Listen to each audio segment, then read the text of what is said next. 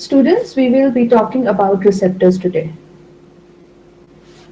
I'll first introduce you to what are receptors, and although I have already told you about their role in signal transduction in the introductory lecture to cell signaling. So, a receptor is a protein molecule which is found on the surface of a cell which receives chemical signals, which is also called as stimulus, originating externally from the cell. I have already told you that, especially when we talk of multicellularity, the different type of cells they need to communicate with each other to perform or to carry out a number of functions, and also sometimes a signal from a different cell can stimulate a biochemical reaction in another cell. So these cells they communicate with each other through stimulus in the form of chemical signals. So it is these receptors only that actually take up the first step of signal transduction, that is the reception of the stimulus, and that signaling molecule actually binds to these protein molecules only which are present on the cell surface. So binding of a specific signaling molecule to a receptor directs a cell to allow certain molecules to enter or exit, or directs a cell to divide or die. This is the, you can say, simple example of how a ligand can bring about a change in its target cell. A molecule which binds specifically to a receptor is called a ligand, that is the signaling molecule. A ligand may be a peptide or other small molecules such as hormone, a neurotransmitter, a pharmaceutical drug, or even a toxin. Each type of receptor recognizes and binds only certain ligands. This clearly denotes that these receptors are highly specific in their action. They work like lock and key, right? They are very specific to their ligands, and a receptor can be stimulated by only a specific ligand only that can bind to its ligand binding domain. Binding of a ligand to its receptor causes a conformational change in the cytosolic domain of the receptor, which then triggers the subsequent signaling cascade. That is, it activates or inhibits a specific biochemical pathway. So now if we talk of the cell surface receptors, these are mostly transmembrane proteins that span the lipid bilayer, and they have an extracellular phase that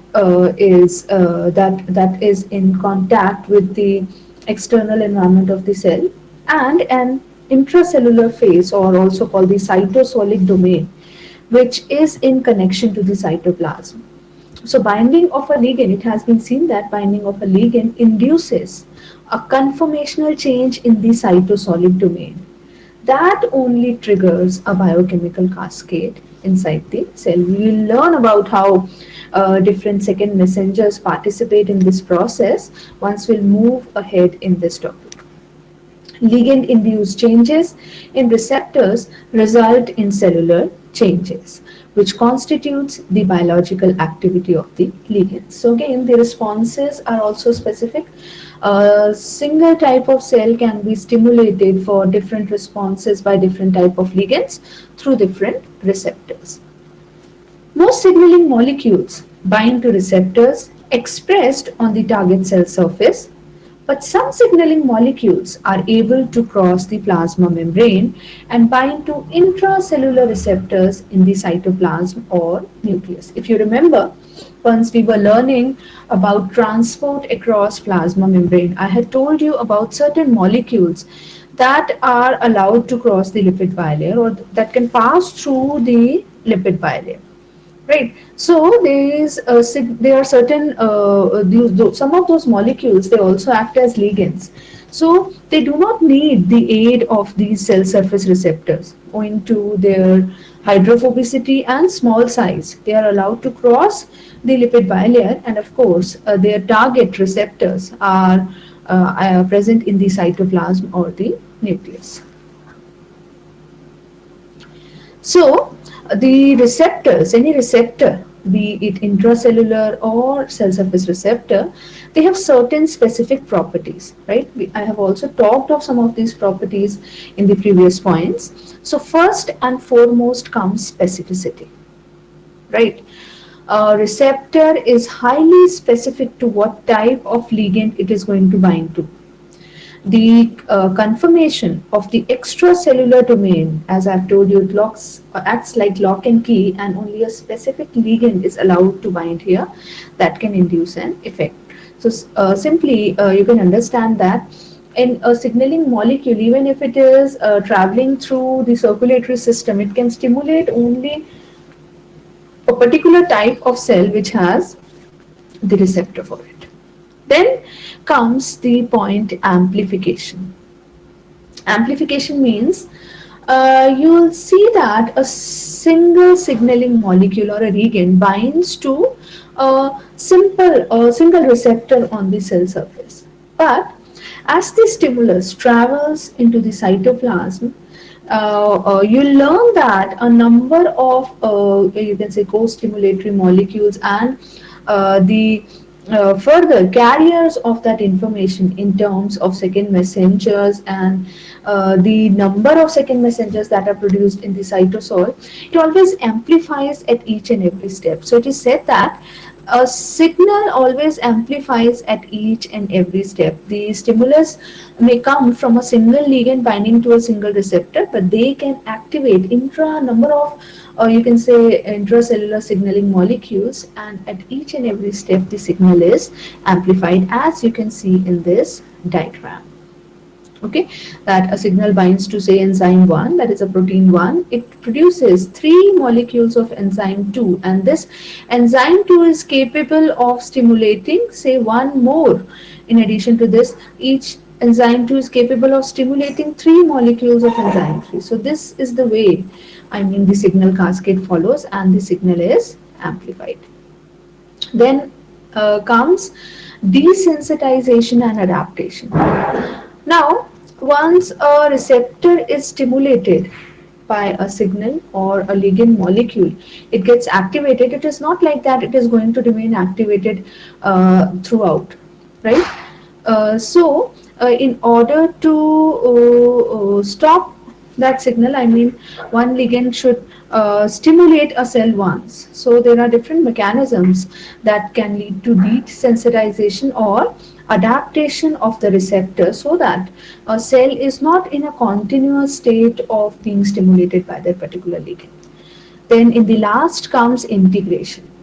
Integration means that a single biochemical pathway inside a cell may be dependent upon the intracellular signaling molecules that are produced by stimulation of 2 different type of receptors through 2 different type of ligands. So single response for example, the regulation of blood glucose level, right, it is maintained by 2 different type of hormones, right, insulin and glucagon, but the combined effect is to maintain the blood glucose level. And depending upon different situations, of course there are 2 different ligands, so they have 2 different type of receptors. And but if you take a look at the response, that single response has to be balanced by those 2 different types of signals that work together to maintain that level of glucose. Okay, so these are, again, I'll just sum up 4 basic properties of a receptor: specificity, then amplification, desensitization and adaptation, and integration of stimulus.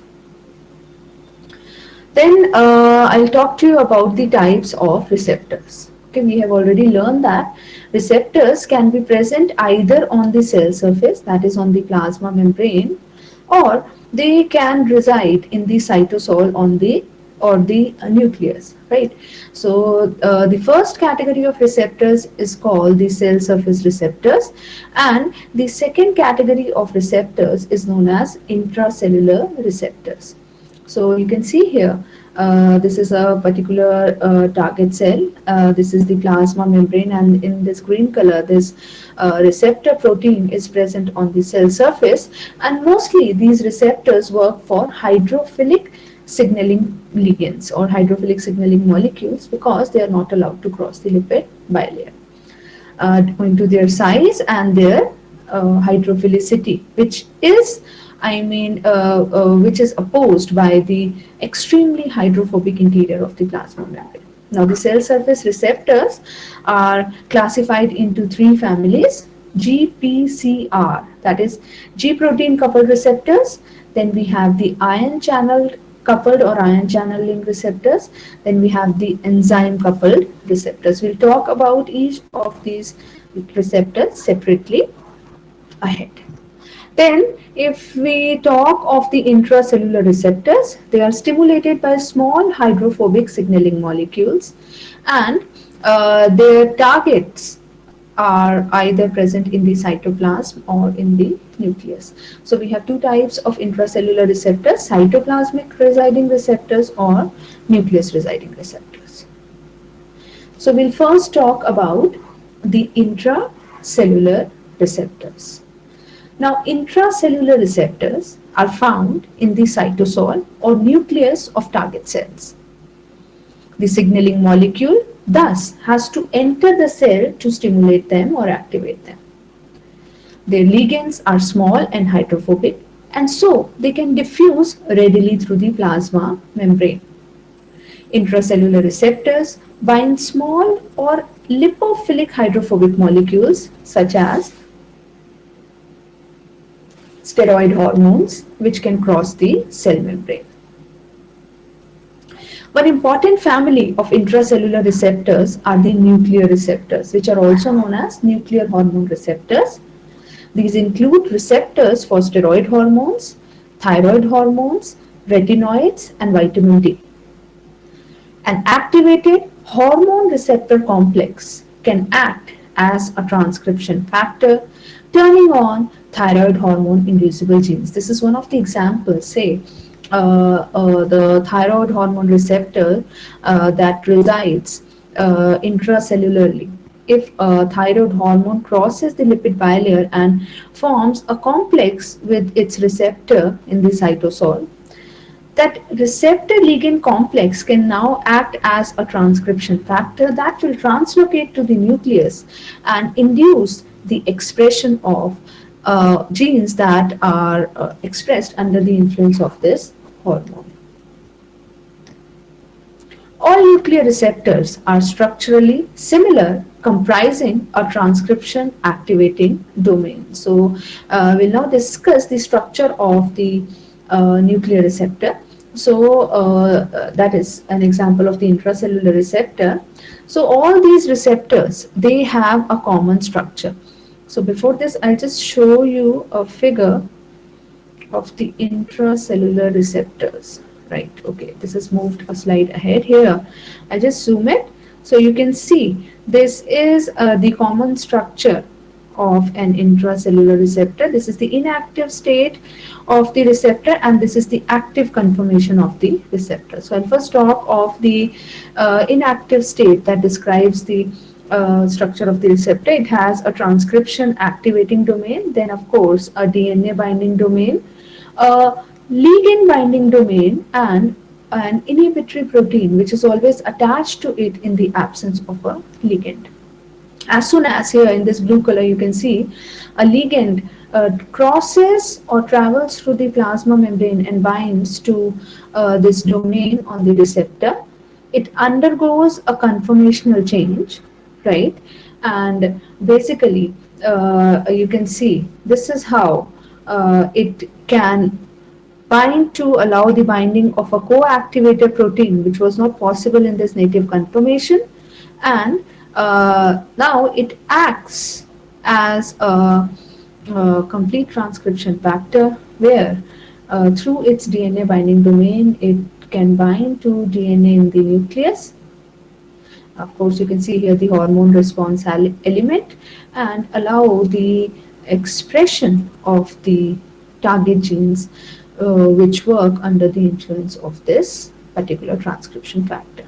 Okay, so this is the active conformation, this inactive conformation, sorry, and this is the active conformation of the receptor. And then again here in this diagram, you can see how a steroid hormone, this figure represents a cell boundary, can cross directly the lipid bilayer, bind to its receptor in the cytosol, act as a transcription factor, translocate to the nucleus, and allow the expression of genes. So all nuclear receptors are structurally similar, comprising a transcription activating domain, a DNA binding domain, and a ligand binding domain. The receptors are usually held in an active conformation by certain inhibitory proteins. Binding of the ligand induces a conformational change that causes the inhibitory protein to dissociate from the receptor. The receptor may then translocate to the nucleus if it was in the cytoplasm, or it may be already present in the nucleus. Either way, the receptor ligand complex is now able to bind to specific DNA sequences by means of its DNA binding domain. So now we'll talk about the cell surface receptors, that is the receptors that are present on the plasma membrane. Now, most water-soluble signaling molecules, that is hydrophilic signaling molecules, they bind to specific sites on receptor proteins that span the plasma membrane, that is the transmembrane proteins. And there are three main types of these cell surface or membrane receptors. One is, the first class is the G protein coupled receptors, then comes the enzyme linked receptors, and third are the ion channel linked receptors. So we will first learn about the G protein coupled receptors. Now the G protein coupled receptor, which are abbreviated as GPCRs, these are the largest family of cell surface receptors, consisting of a single polypeptide chain that threads back and forth across the lipid bilayer 7 times. Okay, so here in this diagram you can see it is a single polypeptide chain that crosses the lipid bilayer through 7 alpha helical membrane spanning domains. You can count these 1, 2, 3, 4, 5, 6, 7, right? And this structure gives them the appearance of a serpentine. So they are also known as serpentine receptors or heptahelical receptors. So these are also called serpentine receptors or heptahelical receptors. A G protein coupled receptor is a plasma membrane receptor that works with the help of a G protein to relay the signal into the cell interior. They are named so because they, for their action, right, for their activation upon ligand binding, they have to associate with a guanine nucleotide binding protein called G protein, which actually helps them communicate the stimulus to the cell interior. The G protein is attached to the cytoplasmic phase of the plasma membrane. This protein actually resides, it is again a family of proteins that is of different type in different type of cells. So it actually resides in the intracellular side of the lipid bilayer or the cytoplasmic phase of the plasma membrane. This G protein actually acts as an on-off switch for this receptor. If GDP is bound to the G protein is inactive, and in its active conformation, it has GTP bound to it. G proteins are composed of 3 protein subunits, alpha, beta, and gamma. In the unstimulated state, that is in the absence of ligand, the alpha subunit has GDP bound conformation and is inactive. Upon ligand binding, it exchanges this GDP for GTP and allows the receptor to be active and transmit the stimulus intracellularly. Okay, so here in this diagram, through these 4 figures, you can understand the mechanism of working of G protein coupled receptors. This is the cell surface. Here you can locate the G protein coupled receptor. This is the G protein residing in the cytoplasmic phase of the plasma membrane, and of course this is another membrane protein which it is going to activate through which some intracellular messenger can be produced. So when ligand comes, this G protein, this receptor of course undergoes a change in conformation. This GDP is exchanged for GTP upon receptor binding. Then this GTP exchange leads to activation of this G protein that allows further activating another protein, and upon activation this protein can lead to the present production of intracellular messengers that carry on the stimulus and bring on the cellular response. Then again, I have a figure where I can show you, or I'll make you understand the activation and inactivation of G proteins. And here clearly you can see the three different components of this protein also. So here we'll first take a look at the inactive conformation of the receptor, where in these gray lines the plasma membrane is represented. This of course in green is the G protein coupled receptor. We are talking here of the activation cycle, how it is activated. Then of course this is the G protein. The alpha subunit is the GDP or the nucleotide binding domain. Then this is the beta and the gamma subunit. As soon as a ligand bind here, you can see there is a change in conformation of the cytoplasmic domain of this receptor. This G protein can now bind to this changed conformation, and this cytosolic domain allows the exchange of GTP in place of this GTP molecule. Right? In its GTP bound conformation, the alpha subunit can no longer form a complex with the beta gamma subunit. So simply you can understand, when alpha, beta and gamma are together, it is always GTP bound and this G protein is inactive. So upon activation of the alpha subunit through exchange of GTP, these three subunits dissociate into two. The alpha subunit bearing the GTP with it and the beta gamma complex, they remain together.